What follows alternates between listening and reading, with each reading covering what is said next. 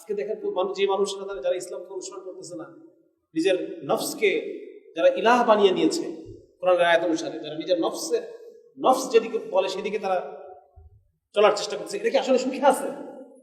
কি মনে হয় আপনাদের? এই মানুষগুলো কি সুখে আছে?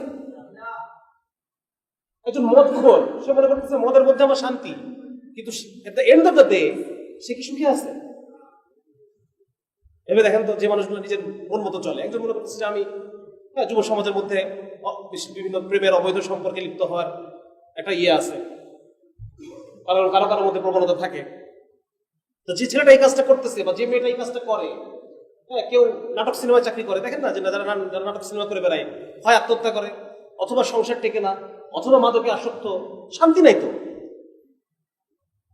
তার মানে বোঝা গেল, যদি কোনো মানুষ দুনিয়াতেও যদি সে সুখী হইতে চায়, কথার কথা সে আখেরাতে, দেখুন থেকে মুসলমান মনে করে, বলে যে একসময় তো আল্লাহ তাআলা জাহান্নাম থেকে জান্নাতে নেবেই, যা করতেছি করতে থাকে।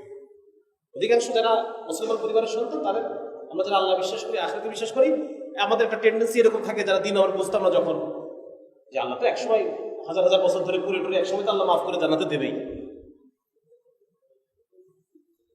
তো ওই রকম যদি চিন্তা করি, তবু তো দুনিয়াতে ইসলামকে পালন করা ছাড়া আমার আর কোনো উপায় নেই। যদি আমি সুখী হতে চাই, যদি আমি শান্তিতে থাকতে চাই, যদি একটা শান্তিময় পৃথিবী চাই, একটা শান্তিময় সমাজ চাই, একটা শান্তিময় রাষ্ট্র চাই, তারপরও ইসলাম ছাড়া আমার কোনো উপায় নেই। এই জন্য ভাই, ইসলামকে ওইভাবে অনুধাবন করা আমাদের, যে এই ইসলাম হচ্ছে আল্লাহ রাব্বুল আলামিনের একটা প্রেসক্রিপশন, যেন তার সবচাইতে প্রিয় সৃষ্টি মানুষ দুনিয়ার জীবনে সুখে থাকে এবং মৃত্যুর পরবর্তী জীবনে সে যেন চিরসুখী হয়ে যায়।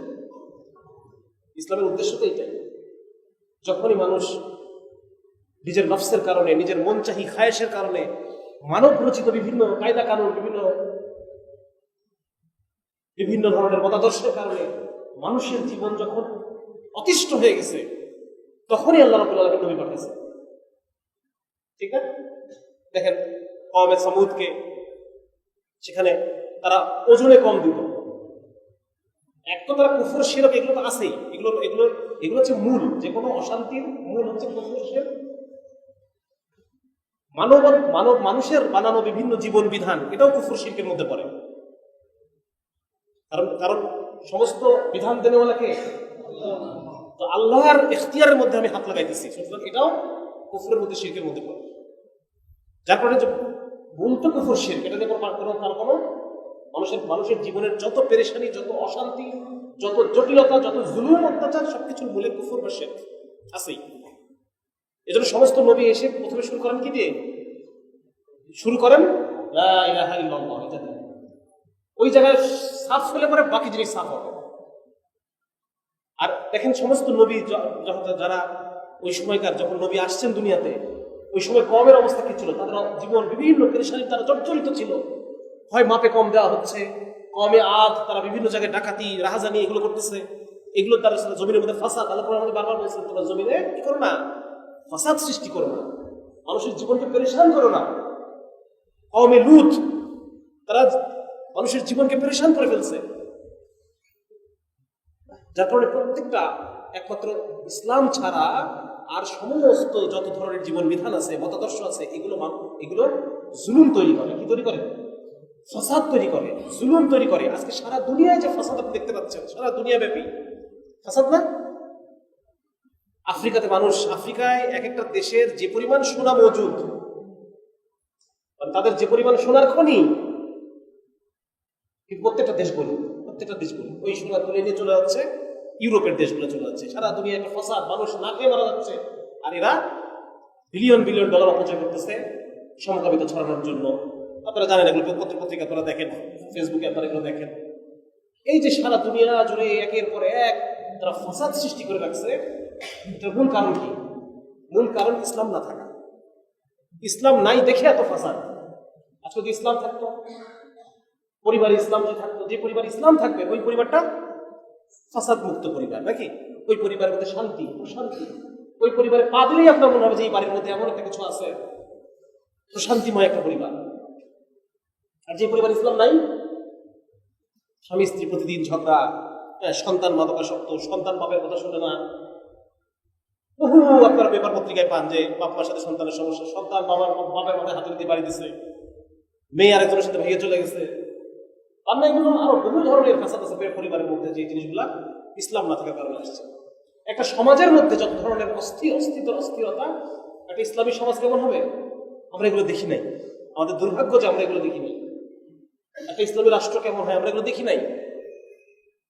আমরা এমন একটা সময় আল্লাহ রাব্বুল আলামিন আমাদেরকে দুনিয়াতে পাঠাইছেন, তাও তো আলহামদুলিল্লাহ আল্লাহ রাব্বুল আলামিন আমাদেরকে বিভিন্ন জায়গা থেকে ইসলামের বিজয়ের কিছু কিছু চিটাফোটা আমাদেরকে বোঝার তৌফিক দিচ্ছেন।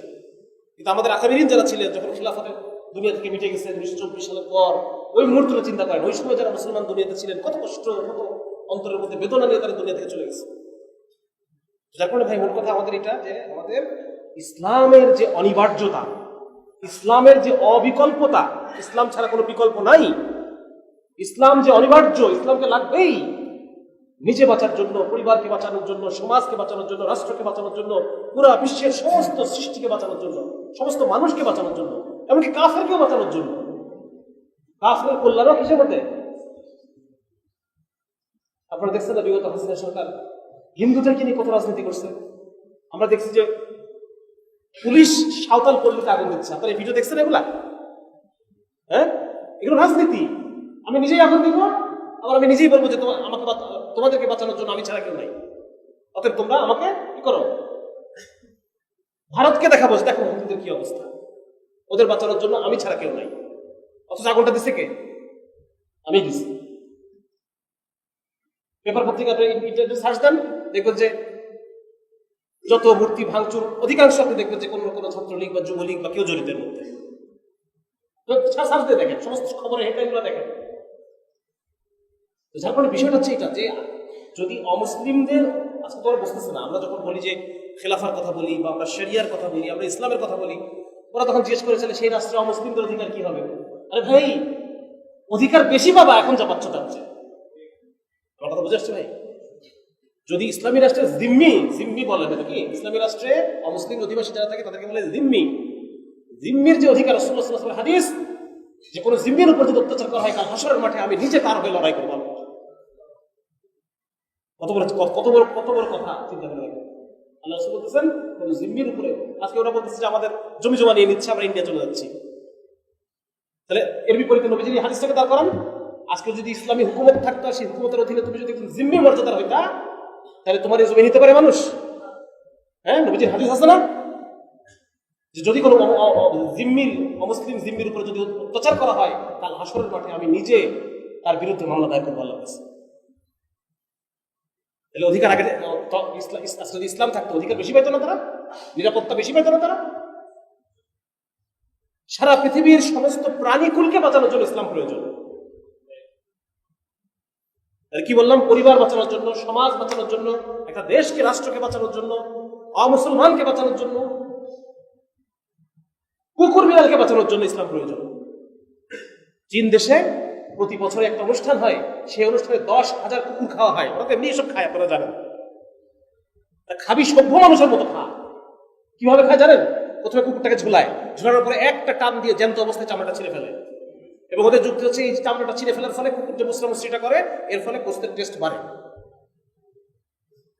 তাহলে এই কুকুরগুলার একটা শান্তিময় মৃত্যুর জন্য হলেও তো ইসলাম দরকার ছিল নাকি?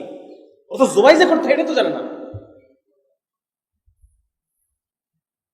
এই জন্য ভাই আমাদের মধ্যে এই বিষয়টা আনতে হবে যে আমাদের আল্লাহ রাব্বুল আলামিন ইসলামকে এই জন্য পাঠাইলেন আমাদের কাছে, যেন এই ইসলাম মানুষের সমস্ত সমস্যার সমাধান করে, কোন নতুন সমস্যা যেন হইতে না দেয়, দুনিয়াতে যেন মানুষ সুন্দর জীবন কাটায় এবং মৃত্যুর পরে সে যেন চিরকালের মতো বাদশাহ হয়ে যায়। আল্লাহ তাআলা এই জন্য আমাদেরকে ইসলাম পাঠাইছে। কিন্তু এই ইসলাম আমরা মানুষের কাছে পৌঁছে দিতে পারি না। এই ইসলামকে আমরা না পরিবারে ইসলাম প্রতিষ্ঠা করতে পারলাম, না সমাজে প্রতিষ্ঠা করতে পারলাম, না রাষ্ট্রে পারলাম, আশা অন্য অমুসলমান রাষ্ট্রে তো পারলামই না। এবং এই সাথে আল্লাহ সাহায্যের ওয়াদা। আজকে দেখেন আমরা সারা পৃথিবী জুড়ে মুসলমান নির্যাতিত, কারণ আমরা ওই আদেশকে ছেড়ে দিছি, কুতিবা আলাইকুল কিতাল, ওই আদেশ ছেড়ে দিছি যে আদেশের দ্বারা এই ইসলামের দাওয়াতটা ছড়ানোর কথা ছিল। আমরা সেইটাকে ছেড়ে দেওয়ার কারণে আজকে আমাদের উপরে এত জিল্লতি। আমাদের প্রত্যেকের ভাই, আপনারা ওয়াদা করেন প্রত্যেকে কোরআন শরীফের বাংলা অনুবাদটা করবেন। অনেক কথা বলা যায় না, বলতে পারি না, কিন্তু লেখা তো আছে। কোরআন শরীফের একটা সংক্ষিপ্ত তাফসীর প্রত্যেকে পড়বো আমরা ইনশাআল্লাহ। এই জন্য ভাই ইসলামের জন্য আমাদের কাজ করতে হবে, এটার জন্য সময় বের করতে হবে। আমি ইসলামের জন্য কাজ করব, আল্লাহ আমার জন্য কাজ করবে। আমার সমস্ত পেরেশানিকে আল্লাহ দূর করে দেবে। আমার রিজিকের পেরেশানি, আমার শরীরের অসুস্থতার পেরেশানি, আমার স্ত্রী নিয়ে সন্তান নিয়ে পেরেশানি, অনেকে আমরা বিভিন্ন জন বিভিন্ন পেরেশানির মধ্যে থাকি। খালি রাস্তা খুঁজি কিভাবে বাঁচবো, কিভাবে বাঁচবো।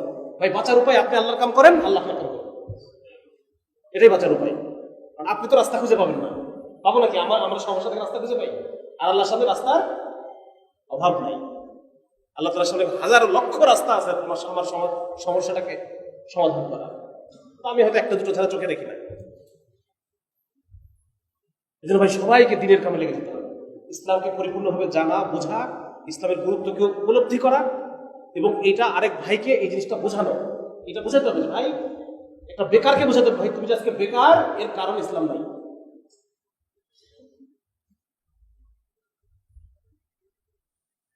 দেখেন, একজন মানুষের জীবনে, আমাদের জীবনের মধ্যে যত ধরনের পেরেশানি আছে, যত ধরনের দুশ্চিন্তা, সবচেয়ে মানুষের বড় প্রবলেম কি বলো তো? সবচেয়ে মানুষের বড় প্রবলেম হচ্ছে দুশ্চিন্তা। আমার ব্যক্তিগত জীবনে এটা স্বাস্থ্য ঝুঁকি, এক ডাক্তার হিসেবে যদি এটা স্বাস্থ্যের ঝুঁকি কি বলতে চাই, এটা অনেক, মানে প্রত্যেকটা এখন যে বিষয়গুলো আমি আপনাদের সাথে আলোচনা করবো, এই প্রত্যেকটা এক একটা 1-2 ঘন্টার আলোচনা। খুব সংক্ষেপে আমি বিষয়গুলো যেহেতু আপনারা অনেক সন্ধ্যা থেকে রাত পর্যন্ত, রাত হয়ে গেছে, অনেকক্ষণ আপনারা আছেন, বেশিক্ষণ আলোচনা লম্বা করা যাবে না। একজন মানুষের সবচাইতে বড় আযাব, দুনিয়ার আযাব হচ্ছে দুশ্চিন্তা। সবচাইতে বড় আযাব কিছুই নাই, তার সব আছে, কিন্তু তার স্ত্রী, সন্তান, ব্যবসা, সামাজিক সম্মান সব আছে, কিন্তু তার কি নাই? তার ঘুম নাই, তার অন্তরে চ্যান নাই, সুকুন নাই, প্রশান্তি নাই, সবসময় একটা দুশ্চিন্তা, একটা টেনশন। এটা হচ্ছে একজন মানুষের সবচেয়ে বড় আযাব। দিন পালন না করার, একজন শাইখ বলতেছিলেন সেদিন যে ইসলাম পালন না করলে আল্লাহ তো মৃত্যুর পরে আযাব দিবেনই, দুনিয়াতে নগদ আযাব হচ্ছে দুশ্চিন্তা, পেরেশানি, টেনশন। দেখেন ইসলাম কিভাবে টেনশন কমায়, এটা এখানে একটু অল্প একটু বলে ছেড়ে দেই। এই পেরেশানি যত ধরনের অসুখ বিসুখ আপনারা দেখেন, অনেক অসুখ আছে না, যে ইদানিং যে সমস্ত অসুখগুলো খুব বেশি, ডায়াবেটিস হয়, তারপর হচ্ছে হার্টের অসুখ হয়, প্রেশারের সমস্যা হয়, ব্রেন স্ট্রোক করে মানুষ। এই যে ধরনের অসুখ বিসুখগুলো আছে, গ্যাসের সমস্যা, খুব কমন যে অসুখগুলো, বড় বড় মারাত্মক মারাত্মক অসুখ যেগুলো আছে, এগুলো সবগুলোর 1 নম্বর কারণ হচ্ছে দুশ্চিন্তা। 1 নম্বর কারণ। ইসলাম কি বলতেছে? আপনি ইসলাম শেখাচ্ছে কি দেখেন, একজন মুসলমান সে বিশ্বাস করে তাকদীরে বিশ্বাস করে। কিসে বিশ্বাস করে? যেটা আছে ওটা আসবেই, আর যেটা আসে নাই ওটা তাকদীরেই নেই, ওটা ছিলই না। দেখেন এই বিশ্বাসটা টেনশনটা কমাই দিচ্ছে না, অনেক দুশ্চিন্তাটা কমাই দিচ্ছে না। যে আমি কেন দুশ্চিন্তা করবো, আমার তো যেটা আমার তাকদীরে লেখা আছে ওটা তো আমার কাছে আসবেই, আর যেটা আমি পাই নাই ওটা কখনো আমার ছিলই না, ঠিক না? দেখেন ইসলাম কি বলছে? রিজিক রিজিক হচ্ছে তাকদীরের অংশ। মানুষের জন্মের 40,000 বছর আগে তার রিজিক নির্ধারিত। তাহলে দুশ্চিন্তা আছে আর শান্তি। তারপরে দেখেন তাকদীরের মাধ্যমে, তাকদীরের ধারণা, রিজিকের ধারণা, এই বিষয়গুলো ইসলাম আমাদের মনের মধ্যে এমন ভাবে বসায় দেয় যে একজন মুসলমানের দুশ্চিন্তা করার কোনো সুযোগই নেই। সে দুশ্চিন্তা করতেই পারবে না যদি কারো ঈমান এগুলোতে মজবুত থাকে। হায় হায় আমার কি হবে, হায় আমার সন্তানের কি হবে, অমুকের কি হবে, তমুকের কি হবে, আমি অসুস্থ, আমার কি এখন আমার কি হবে, কি হবে? যা লেখা আছে ওটাই হবে, ওটাই তোমার জন্য নির্ধারিত। তাহলে দেখবেন মানুষের একদম কি দুশ্চিন্তা নাই, শেষ।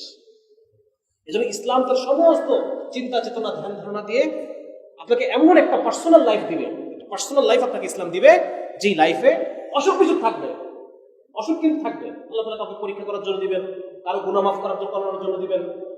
হাদিসের মধ্যে আসছে যদি কোনো বান্দা আমলের দ্বারা নির্ধারিত মাকামে পৌঁছাতে না পারে, তখন আল্লাহ তাআলা তার উপরে অসুখ বিসুখ দিয়ে তাকে ওইখানে পৌঁছায় দেন। অসুখ বিসুখ থাকবে, কিন্তু কি থাকবে না? বলেন তো, টেনশন থাকবে না। একজন বড় আলেমের কথা শুনছি, ওনার ক্যান্সার হয়েছে। তো ক্যান্সার হওয়ার পর জিজ্ঞেস করতেছে যে হযরত আপনার এত বুড়া রোগ অসুখ হলো, আপনার এখন মনের অবস্থা? তো বলছে আলহামদুলিল্লাহ, আল্লাহ তাআলা আমাকে তওবার বিরাট তৌফিক দান করছে। যদি রোড অ্যাক্সিডেন্টে মরে যেতাম এটা তওবা করতে পারতাম না। এখন আল্লাহ রাব্বুল আলামিন আমাকে প্রতিদিন কত হাজারবার যেন আমাকে তওবা করার সুযোগ দিচ্ছেন। দেখেন মানে মুসলমানের চিন্তাটা কিরকম, তার অসুখ আছে, বিরাট অসুখ, মারা যাবে সে, কিন্তু অন্তরে কি, অন্তরে শান্তি। আলহামদুলিল্লাহ। আল্লাহ রাসূল বলতেছেন যে মুসলমানের যদি পায়ে একটা কাঁটাও ফোটে তবু তার গুনাহ মাফ, মুসলমানের যদি মাথা ব্যথা ওঠে তার গুনাহ মাফ। আল্লাহ রাসূল বলতেছেন আমি আশ্চর্য হই মুসলমানের ব্যাপারে, ঈমানওয়ালার ব্যাপারে আমি আশ্চর্য হই। সে যখন কষ্টে থাকে সবর করে তবু সে তার লাভ, সে তার আল্লাহর কাছে সে প্রিয় হয়, আবার যখন সে সুখে থাকে শুকর করে তখনও সে আল্লাহ প্রিয় হয়। তাহলে এই জিনিস যার মধ্যে আছে, ইসলাম দেখেন কিভাবে আমাদের একটা সুন্দর পার্সোনাল লাইফ আমাকে দিল। 2 নম্বর হচ্ছে ফ্যামিলি লাইফ। ইসলাম আপনাকে একটা সুন্দর ফ্যামিলি লাইফ দিবে। আসি পশ্চিমা দুনিয়া দেখেন, ওখানে ফ্যামিলি বলে কোনো কনসেপ্ট নেই। ওখানকার মানুষ, অধিকাংশ মানুষই বিয়ে করে না, তারা লিভ টুগেদার করে, হ্যাঁ, ছেলে মেয়ে একসাথে থাকে, ওভাবে বাচ্চা হয়। মেসি আপনাদের সবার প্রিয়, অনেকেরই প্রিয় আছে মেসি, কারো কারো কেউ কেউ জার্সিও পড়েন। তার 7টা না কয়টা বাচ্চা, 5টা না 7টা বাচ্চা, কিন্তু যার সাথে বাচ্চা তার সাথে সে এখনো বিয়ে করেনি। এই সমস্ত মানুষ আমাদের যুবকদের আইডল। এই সমস্ত নির্লজ্জ, বেহায়া, দুশ্চরিত্র মানুষগুলো আমাদের যুবকদের আইডল। তার লেখা জামা পরে আমরা, তার নাম লেখা জামা পরে ঘুরতে আমরা পছন্দ করতেছি। মানে শয়তান কোন পর্যায়ে আমাদের মগজকে বিকৃত করে ফেলছে।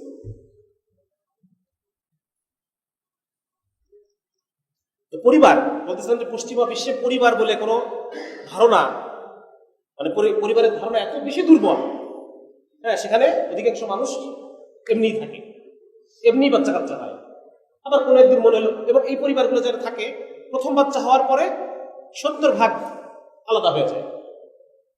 বুঝতে পারছেন, যেহেতু এদের কোনো কি নাই, কোনো কমিটমেন্ট নাই, কোনো বন্ধন নাই। আমাদের বিয়ে দেখেন, বিয়ে যখন হয়, যদি স্বামী স্ত্রীর মধ্যে ঝগড়াঝাটি হয়, এই সম্পর্কটাকে বাঁচানোর জন্য সবাই চেষ্টা করে, ঠিক না? বাপ মা চেষ্টা করে, বন্ধু বান্ধব পাড়া প্রতিবেশী চেষ্টা করে, নইলে আত্মীয় স্বজন মিলে সালিশ ডেকে চেষ্টা করে, তাও না হলে পরে উকিল ডেকে আইন করে এটাকে টিকায় রাখার জন্য একটা পর্যায়ে করতে চেষ্টা করা হয়। এরপর একবারই যখন হলো না, রাসূল সাল্লাল্লাহু আলাইহি ওয়াসাল্লাম বলেন হালাল কাজ সময়ের মধ্যে নিকৃষ্ট হচ্ছে তালাক। হালাল কাজগুলোর মধ্যে নিকৃষ্ট কাজ হচ্ছে কি? তার মানে একটা পরিবারকে টিকায় রাখার জন্য কত চেষ্টা আমাদের, আর ওদের কোনো চেষ্টা নাই। ওদের পরিবারটা এরকম যে এটা টিকে থাকার খুব একটা দরকার নেই। একটা বাচ্চা হওয়ার পর 70%, 2টা বাচ্চা হওয়ার পরে বাকি 30% শেষ। আর বিয়ে যারা করে, এই বিয়ে করেনেওয়ালাদের মধ্যেও 66% বিয়ে তালাক হয়ে যায়, প্রথম বাচ্চা দ্বিতীয় বাচ্চা হওয়ার পর তালাক হয়ে যায়। এরকম পরিবার। এর পিছনে কারণ কি? এর পিছনে কারণ হচ্ছে পুরুষ এবং নারী দুইজনই মনে করতেছে আমরা সমান। কি মনে করতেছে? সমান যখন মনে করছে, তখন কেউ কাউকে ছাড় দিবে? আপনি আর আমি সমান, আমি আপনাকে কোনো বিষয়ে ছাড় দিব? আপনি আমাকে ছাড় দিবেন? পান থেকে চুল খসলে আলাদা হয়ে গেলাম, যা সংসার করলাম না তোর সাথে। পার্টনার, ওরা বলে কি পার্টনার? পার্টনার মানে কি? সমান সমান। আর আল্লাহ কি বলতেছেন? আর রিজালু কাওয়ামুনা আলান নিসা, সমান না। পুরুষের স্থান নারীর উপর, সমান না। কারণ এইটাই আমাদের শরীরের সাথে যায়। নারীর শরীর এমন ভাবে আল্লাহ তাআলা তৈরি করছেন যে সে স্বভাবতই মামুর, সে অনুসরণ করবে। আর পুরুষ হচ্ছে আমির, সে সিদ্ধান্ত প্রদান করবে। বুঝতে পারছেন? আমাদের শরীর, আমাদের হরমোন, আমাদের ব্রেন ম্যাপ এরভাবে তৈরি করা আছে। তো যখন সমান করে দিছি তখন তো এলোমেলো হয়ে গেছে সবকিছু। যখন উপরে নিচে আছে, এটা ঠিক আছে, এটা পরিবারটা টিকবে। এটা পুরুষ চিন্তা করবে যে না, ছোট মানুষ ভুল করছে, করতেই পারে। ও চিন্তা করবে না, বড় মানুষ একটা কথা বকা দিতেই পারে। সমান যদি থাকে তাহলে এগুলো মানতে পারবে? আর মানতে পারবে না। এরকম বহু উদাহরণ আছে, এটা নিয়ে 1 ঘন্টা কথা বলা যাবে। এটা এখন ছেড়ে দিলাম।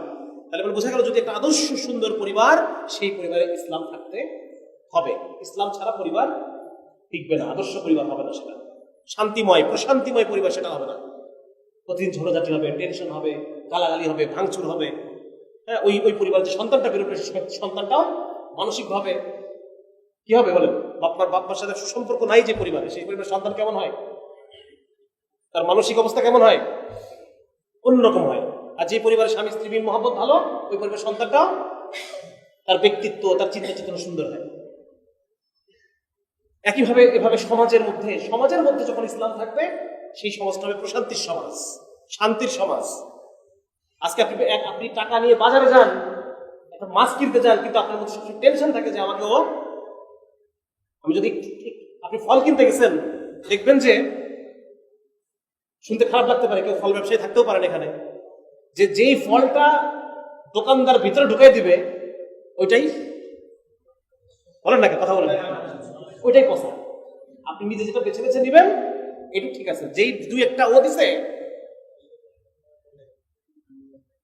তার মানে প্রতিটা মুহূর্তে আপনি যদি বাজারে যাচ্ছেন, আপনি একটু টেনশনে আছেন, আপনি কি প্রশান্তির মধ্যে নাই? আপনি যে প্রশান্তিময় একটা বাজার করবেন, এটা করতে পারবেন? বাজারে গেলে আমরা শান্তিতে থাকি? হ্যাঁ, মাছ দিল, মাছটা কেমন দিল না দিল, মানে এটাকে ভিতরে কাটলে আবার পচা দেখা যায় কিনা, ফলটা কেমন দিল না দিল।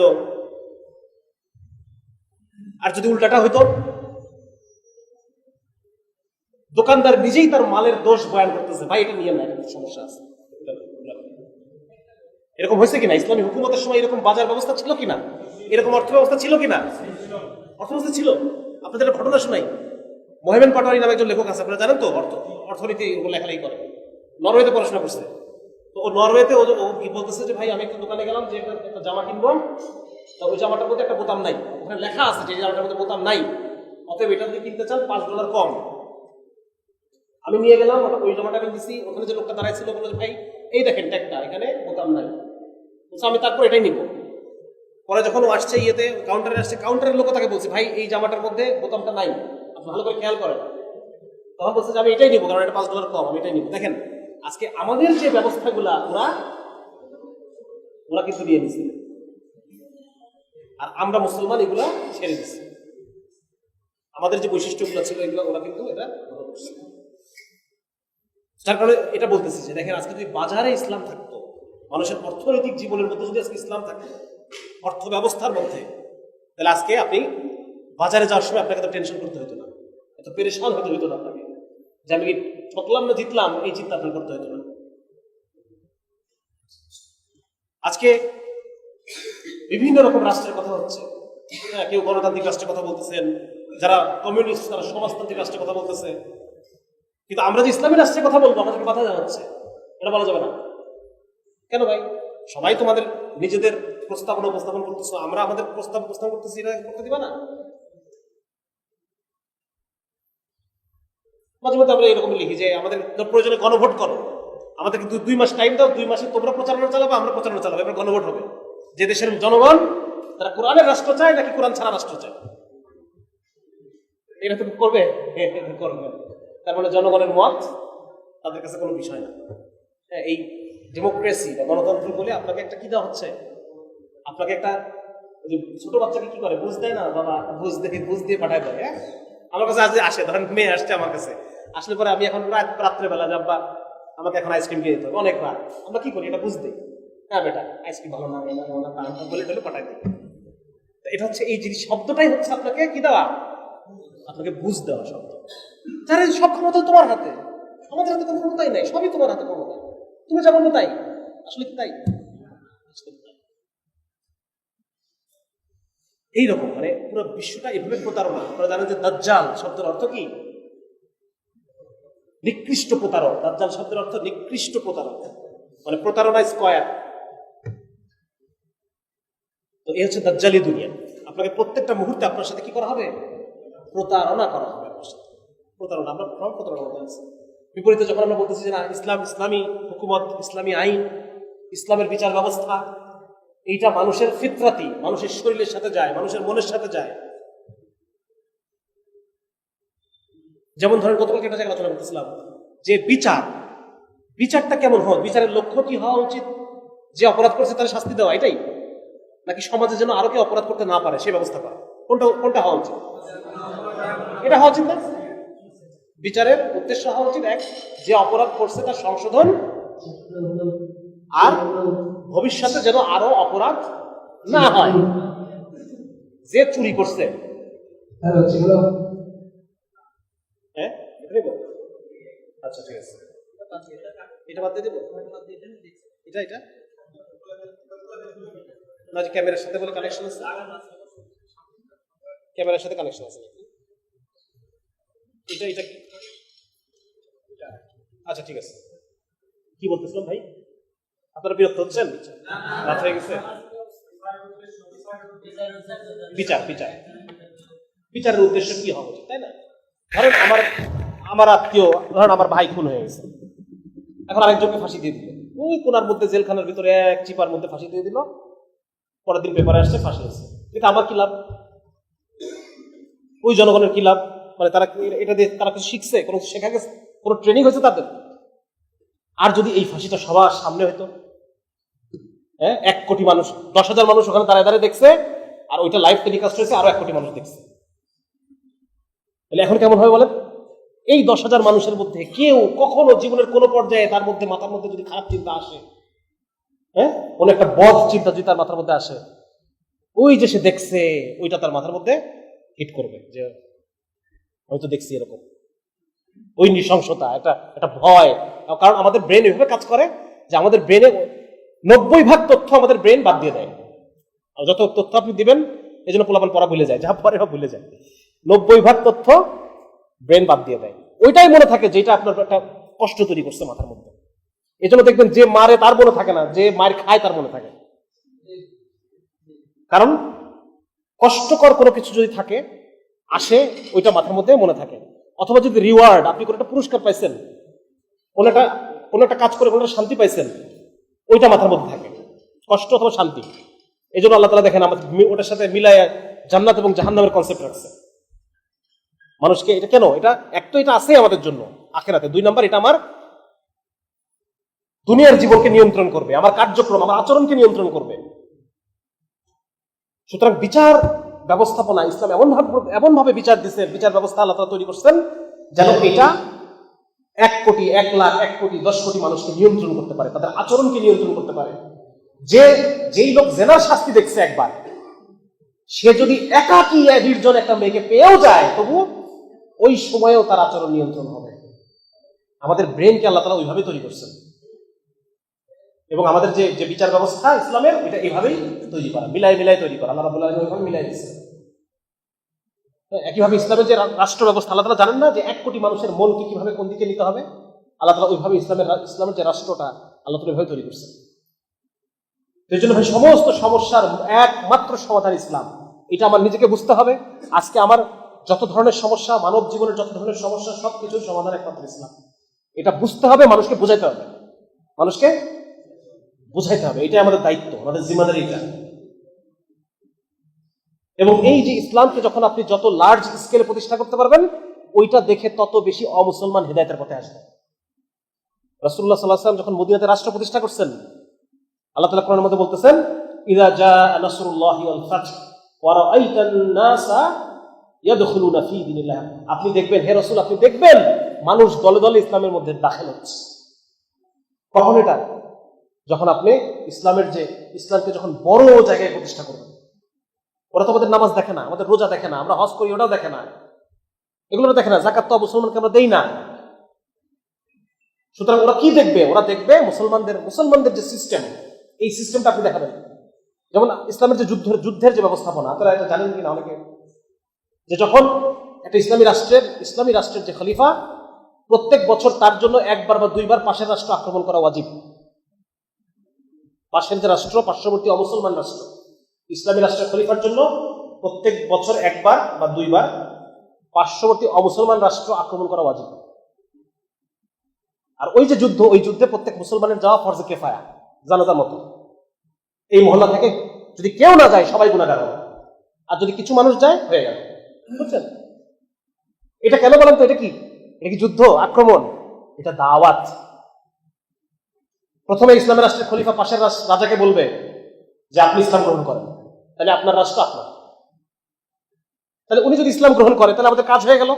উনি নিজে ইসলাম গ্রহণ করবে, দেশে ইসলামের আইন বিধান কায়েম করবে, মানুষের উপরে জুলুম মিটে যাবে, মানুষ ইসলামের সৌন্দর্য দেখবে, দলে দলে পাশের রাষ্ট্রের মানুষগুলো মুসলমান হয়ে যাবে। 2 নম্বর প্রস্তাব, ঠিক আছে, আপনি যদি নিজে ইসলাম গ্রহণ না করেন, তাহলে আপনাকে ইসলামী আইনের অধীনে আসতে হবে, আপনাকে আমাদের সাথে একটা চুক্তিতে আসতে হবে, জিজিয়া চুক্তি। এই চুক্তির মাধ্যমে ইসলামের যে সৌন্দর্য, ইসলামের যে সিস্টেম, এই সিস্টেমের সাথে আপনার দেশের মানুষ পরিচিত হবে, ইসলামের দাওয়াত ছড়ায় যাবে। আর তাও যদি না আপনি রাজি হন, এবার যুদ্ধ হবে। এভাবে ইসলামের সমাধান সারা পৃথিবীতে ছড়াইছে। সারা পৃথিবীতে, এবং দলে দলে মানুষ ইসলামের সৌন্দর্য দেখে মুসলমান হয়েছে। আপনারা জানেন যে যখন আফগানিস্তানে তালেবান সরকার আসার পরে একজন ভারতীয় বাঙালি একটা ছেলে, তন্ময় ভট্টাচার্য নামে একটা ছেলে, সে আইসে পালাই আসছে, আসার পরে ইন্ডিয়ান মিডিয়াতে সে সাক্ষাৎকার দিচ্ছে, বলছে যে আমাদেরকে পোলাও রেখে খাওয়াইছে, এই করছে ওই করছে। হ্যাঁ, যেদিন থেকে তালেবান ক্ষমতা আসে তারপরের দিন থেকে ওই যে ইসের মধ্যে কাবাবে গোস্তের পরিমাণ বেড়ে গেছে, আগে দিত অল্প, এখন তো বেশি বেশি বেশি গোস্ত দেয়। তার মানে ও সৌন্দর্য বুঝছে, এবং এসে যখন এই কথা বলছে, বলার কথা ইন্ডিয়ান মিডিয়া তাকে ধুয়ে একদম সাদা করে দিচ্ছে। তার মানে কাফের ইসলামের সৌন্দর্যকে চিনবে যখন ইসলামী হুকুমত প্রতিষ্ঠা হবে, ইসলামী রাষ্ট্র প্রতিষ্ঠা হবে। যে জনে জনে মুখে মুখে দাওয়াত দেওয়া লাগবে না, জনে জনে দাওয়াত দেওয়া লাগবে না, তার অন্তরের মধ্যে জাগ্রত হবে যে এ কেমন সুন্দর অফিস, যে অফিসে কোনো দুর্নীতি নাই, ঘুষ নাই। এ কেমন সুন্দর বাজার, যেখানে বিক্রেতা নিজেই তার পণ্যের দোষ বয়ান করতেছে। এ কেমন আদালত, কোর্ট, হ্যাঁ, যেখানে খলিফার বিরুদ্ধে রায় চলে যাচ্ছে। সুবহানাল্লাহ, খলিফার বিরুদ্ধে, খলিফা আলী রাদিয়াল্লাহু তাআলার বিরুদ্ধে রায় চলে গেছে ইহুদির পক্ষে। এটা হচ্ছে ইসলামী আইন। সে অবাক হয়ে দেখবে, আর তার দিলের মধ্যে আস্তে আস্তে ইসলামের সত্যতা তাদের অন্তর্গত আসতে হবে। এই জন্য ভাই, কি করণীয় আমাদের বলেন, আপনারাই বলেন, আমাদের আমি আর কিছু বলবো না। আমাদের কি করা উচিত? আমরা কি আসলে আল্লাহ তাআলা যে ইসলাম পাঠাইছেন, আমরা কি তার হক আদায় করতেছি? শুধু 5 ওয়াক্ত সালাত করলে কি ইসলামের হক আদায় হয়? রোজা রাখলাম, প্রতিদিন কোরআন তেলাওয়াত করলাম, এটার দ্বারা ইসলামের হক আমরা আদায় করতে পারতেছি? কাল হাশরের মাঠে প্রতি বছর শুধুমাত্র ব্রাজিল, আপনারা অনেকে ব্রাজিলের সাপোর্টার আছেন এখানে,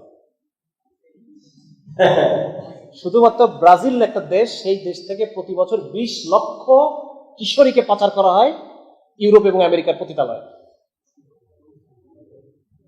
কিশোরী, তো আমি তো 20 লক্ষ বলে ফেললাম, কিন্তু ওই যে বাবাটা যার মেয়েটাকে হারাইলো, ওই বাবার কষ্ট বলতে পারছি আমি? আপনি বুঝতে পারবেন ওই বাবার কি কষ্ট?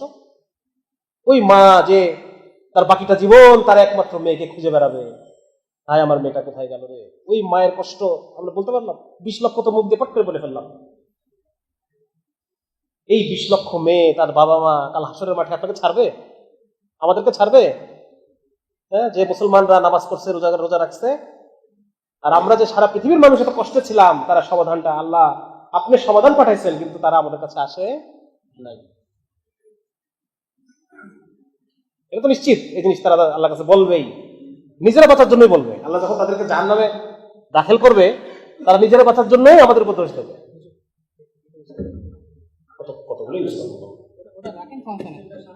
আচ্ছা, এই জন্য ভাই আমাদের করণীয় হলো, 1 নাম্বার, আমাদের নিজেদের প্রত্যেকের নিজের একটা কমান্ডিং জোন আছে। আপনার আর কেউ আপনার কথা না শুনে, আপনার পরিবার আপনার কথা শুনে, আপনার স্ত্রী আপনার কথা শুনে, আপনার সন্তান আপনার কথা শুনে। নিজের যে কমান্ডিং জোন, আমার কমান্ডে যে এলাকাটা আছে, এই জায়গায় ইসলাম প্রতিষ্ঠা করতে হবে। বুঝে আসছে ভাই? হ্যাঁ, যেমন ধরেন কেউ এখানে আছেন যে একজন শিক্ষক আছেন, তো তার ক্লাসে 50টা 60টা বাচ্চা পড়ে, ওই বাচ্চাগুলো হচ্ছে আপনার মেহনতের ময়দান। ওইখানে আপনাকে ইসলামের কথা বলতে হবে, তাদের অন্তরে ইসলামের যে আজকে যে কথাগুলো আমি বললাম, ইসলামের প্রকৃত গুরুত্ব, এই জিনিসটা তার অন্তরের মধ্যে দিতে হবে। আপনার প্রত্যেকে যার যার যে কমান্ডিং এলাকা আছে, সেই কমান্ডিং এলাকা, যার কিছুই নাই, এটা অবিবাহিত ছেলে, সে বলতে পারে ভাই আমার তো বউ নাই, আমি কার কাছে ইসলাম প্রচার করবো? বউ নাই, কিন্তু আপনার কমান্ডিং জোন হচ্ছে আপনার চোখ, আপনার 2 হাত, আপনার 2 পা, আপনার জবান, এগুলো আমার কি, আপনি রাজা, এরা হচ্ছে আপনার প্রজা। কমপক্ষে এগুলোকে তো আপনি নিয়ন্ত্রণ করতে পারেন, এগুলোর মধ্যে আপনি ইসলাম প্রতিষ্ঠা করতে পারবেন না? সুতরাং আপনার যে কমান্ডিং জোন আছে, এই কমান্ডিং জোনের মধ্যে কেউ আছেন অফিসের বস, তারা আন্ডারে হচ্ছে 20 জন লোক, 20 জন কর্মচারী, তারা দিনে চাকরি করে। এই 20 জনের মধ্যে কিভাবে ইসলামকে প্রতিষ্ঠা করা যায়, তার মধ্যে তাদেরকে দাওয়াত দেওয়া, যারা ইসলামের দিকে আসছে তাদেরকে একটু বেশি প্রমোশনের, এটা কনস্ট্যান্ট প্রেশার। যারা ইসলাম পালন করে তাদেরকে আপনি ভালো চোখে দেখতেছেন বস, এইটা বাকিদের জন্য একটা কনস্ট্যান্ট একটা প্রেশার তৈরি করে, সফট প্রেশার। এই প্রেশারের কারণে সেও ইসলামের দিকে আসতে বাধ্য হবে। আপনারা জানেন যে ইসলামিক দুনিয়াতে আগে দাস প্রথা ছিল, জানেন না? দাস প্রথা ছিল, এবং দাসদের মধ্যে ইসলাম গ্রহণের হার ছিল সবচেয়ে বেশি। ওই একটা রিসার্চ পেপার আছে, একটা বই আছে, বইতে কয়েকটা শহর, কায়রো, আলেকজান্ড্রিয়া, এরকম কয়েকটা শহরে দাসদের অবস্থা ওরা দেখাইছেন বই মধ্যে। একজন খ্রিস্টান একজন প্রফেসর উনি বলতেছেন যে এই কয়েকটা শহরে দাসদের মধ্যে ইসলাম গ্রহণের হার প্রায় 60-70% দাস ইসলাম গ্রহণ করে। তো কেন করে? আমাদের ইসলামে তো জোর জবরদস্তি কাউকে মুসলমান বানানো নিষেধ, কাউকে জবরদস্তি করে মুসলমান বানানো আমাদের ধর্মে নিষেধ করা আছে। তাহলে এই লোকগুলো ইসলাম কেন গ্রহণ করলো? উনি বলতেছে কারণ ওই সমাজে সবচাইতে টপ ক্লাস মুসলমানদের মধ্যে টপ ক্লাস হচ্ছে যারা, তখন তো তুর্কিরা ক্ষমতায়, উসমানীরা ক্ষমতায়, সবচেয়ে টপ ক্লাস হলো তুর্কি যারা হচ্ছে এরা সবচেয়ে এলিট শ্রেণী। আর সেকেন্ড এলিট হচ্ছে কনভার্টেড মুসলিম যারা, তারা হচ্ছে সেকেন্ড এলিট, যারা অন্য ধর্ম থেকে মুসলমান হয় এদেরকে খুব মুসলমানরা কি করে, খুব আপন করে নেয়, তাদেরকে বিভিন্ন জায়গায় প্রমোশন দিয়ে দিয়ে আপন করে নেয়। এই যে একটা কনস্ট্যান্ট একটা সফট প্রেশার যে আমি ছিলাম গোলাম, আমি যদি ইসলাম গ্রহণ করি তাহলে আমি হয়ে যাব আমির, এই যে সফট প্রেশার, এই প্রেশারের কারণে দলে দলে মানুষ ইসলাম, এবং আলটিমেটলি দেখা যাচ্ছে যে মুসলমানদের মধ্যে থাকতে থাকতে অনেকটা মনে হতে পারে যে এখন তো আল্লাহর জন্য তো মুসলমান হয় নাই, সে হচ্ছে দুনিয়ার জন্য। কিন্তু হয় কি, ধরেন যে কনস্ট্যান্ট মুসলমানের মধ্যে পরিবেশ থাকতে থাকতে থাকতে তালে বলার কথা শুনতে তার মধ্যে ওই অনুভূতি চলে আসে এক সময়। তো এই জন্য আমাদের ওলামারা বলেন যে কোনো কাজের শুরু ইখলাস আছে সবার শেষে, কাজ শুরু হয় রিয়া দিয়ে, ইখলাস আছে সবার শেষে। এই জন্য মানে ওনারা আলেমরা এই কথা বলেন যে কোনো আমল ছাড়বেন না, মাঝে মধ্যে যদি রিয়ার অনুভূতি আসেও আবার ইখলাসকে সংশোধন করে নেবেন, নিয়তকে সংশোধন করে এটা করতে থাকতে হবে। ইখলাস আসে সবার শেষে, যায় সবার আগে, বুঝতে পারছেন? তো যার কারণে এই দেখেন যেটা বলতেছিলাম যে এই কারণে এটা কোন প্রসঙ্গের জন্য কথাটা আসলো, আমাদের কি করণীয় এখন, হ্যাঁ আমাদের কি করণীয়, এই যে অমুসলমানদের যে তারা আমাদেরকে ধরবে কাল হাসরের মাঠে, এখান থেকে বাঁচতে হলে আমাদের নিজেদের ইসলাম সম্পর্কে পড়াশোনা করতে হবে। আলহামদুলিল্লাহ এখন বাংলা ভাষায় অনেকগুলো কিতাব, আপনারা প্রত্যেক যুবকরা এখানে আছেন, প্রত্যেক মহল্লায় আপনারা পাঠাগার তৈরি করেন,